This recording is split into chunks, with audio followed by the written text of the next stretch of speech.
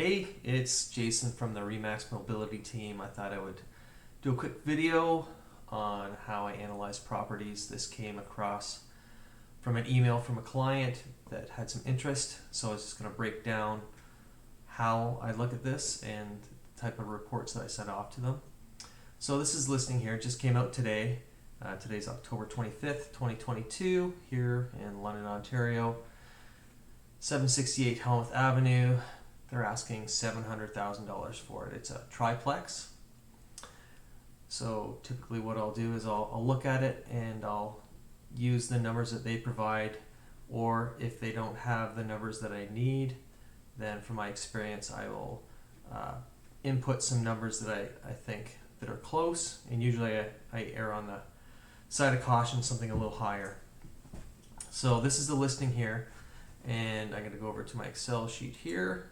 All right, there we go. So essentially what I've done is I've put in the purchase price of $699,900, and the first mortgage would be 80%, so that's with a 20% down payment, and you can see that down payment here is $140,000 for that. Land transfer tax would be approximately $10,473, title insurance $200, legal costs approximately $2,000. So total investment will be $152,653.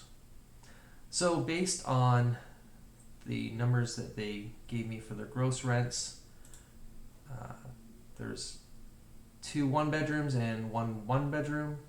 One of them rents for $1,475, another one for $1,550, and then another 1-bedroom that's not updated is $835. That is a total of $3,859 a month, and annually $46,319.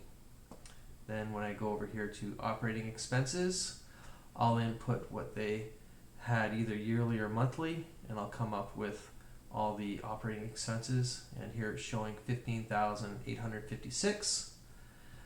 Then I do put in a 4% vacancy rate here, okay, and then financing costs.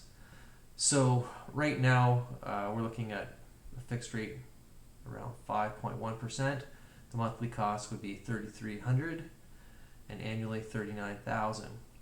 So looking at the cash flow of this with the current interest rate, we have a cash flow of negative $921.77.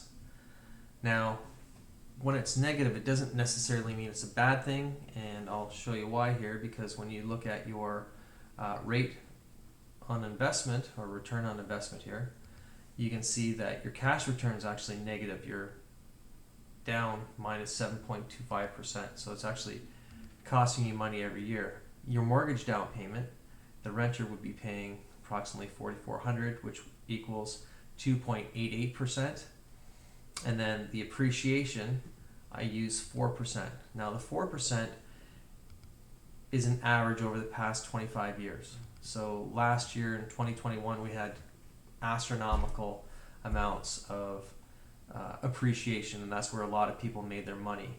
So I use the 4%, and based on 4% a year, you'd be making $28,000 a year, which is 18.34%.